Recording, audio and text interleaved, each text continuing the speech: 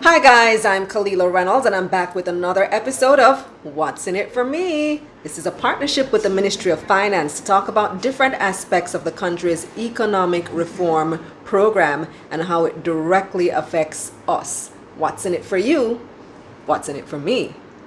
So today I actually have a bit of breaking news and I'm going to get to the breaking part shortly. But remember EPOC, the Economic Programme Oversight Committee?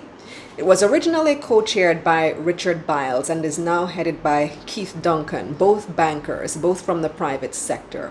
It was formed in 2013 when the government was entering an agreement with the IMF called an Extended Fund Facility, EFF. We were borrowing a whole lot of money from the IMF, and as you all know, it wasn't the first time. The country's economy was in deep trouble. Debt to GDP was nearly 150%, meaning that we owed way more than we earned. So the government and the private sector came together and formed EPOC. The government said, you be our watchdog. We'll turn over all our data to you so you can see for yourselves what we're doing. And the private sector said, absolutely, we're going to make sure that you stick to your commitments this time. And sure enough, they stuck to it.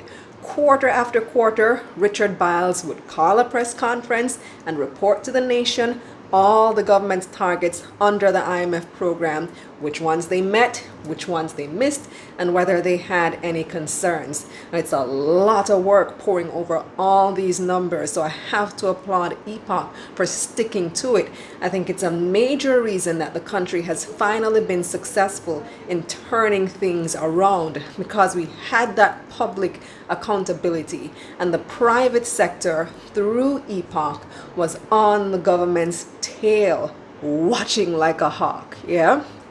Anyway, so the EFF ended in 2017 and Jamaica transitioned to another program called a Precautionary Standby Arrangement, SBA. So the main difference between this and the EFF is that we didn't get money up front from the IMF this time. We would only access funds if we needed it, like if there was some major economic shock, like maybe a hurricane.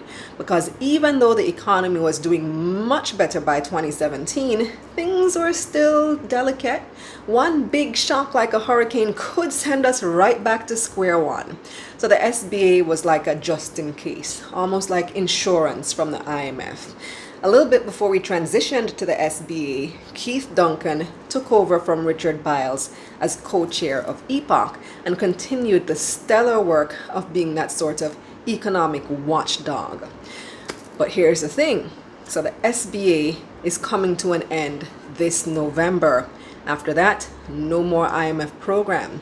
And since EPOC was initially set up to monitor the government's performance under the IMF program, technically EPOC's job would be done once the IMF program comes to an end, right? But the country still needs EPOC. A lot of people still don't fully trust the government to stick to the plan once the IMF is gone and once EPOC is gone. We still want that oversight and that watchdog to keep them in line. And being that EPOC is a private sector and government initiative, they're actually completely independent of the government. So we trust EPOC to do that job rather than just leaving the government to watch themselves. How's that worked out over the past 5 decades, right? So on Thursday, August 22, here's the breaking news part now, EPOC and the government signed an MOU in which they agreed that EPOC would continue to monitor the government's fiscal performance for at least a year after the IMF program ends. Now, why just a year? Well, some other things are coming that would make EPOC basically redundant. There's to be an independent fiscal council, which would be established in law, that basically serves the same role as EPOC and more. But first, they have to table the legislation in Parliament and pass it and all that good stuff. The Finance Minister, Dr. Nigel Clark, says he hopes to have that tabled by next April. They're also working on making the Bank of Jamaica independent so the government wouldn't be able to interfere in anything the BOJ is doing. Again, that has to go through Parliament. It's already been tabled, it's being reviewed. It's hoped that law will be passed also by next April. So until these things come through, we still need EPOC. And according to the minister, the plan is for EPOC to continue for as long as necessary until these other things come through. So if it takes more than the year, then EPOC will continue to play its role until that time. Now, by now, you're probably seeing the connections, right? Seeing the big picture of what's in it for me, but I'll still spell it out for you. What's in it for me is better accountability by the government. If we stay on the track we're on now, we will get to the goal of 60% debt to GDP in about 6 years. And 60% is considered a manageable debt burden. We wouldn't be spending a gazillion dollars to pay back loans with interest anymore. That would mean billions of dollars will be freed up for better schools, healthcare, better roads, social programs, etc.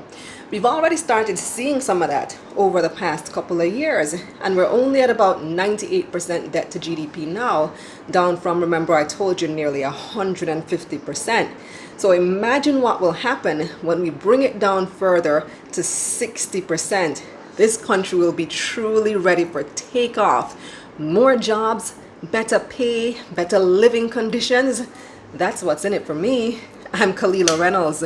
Until next time.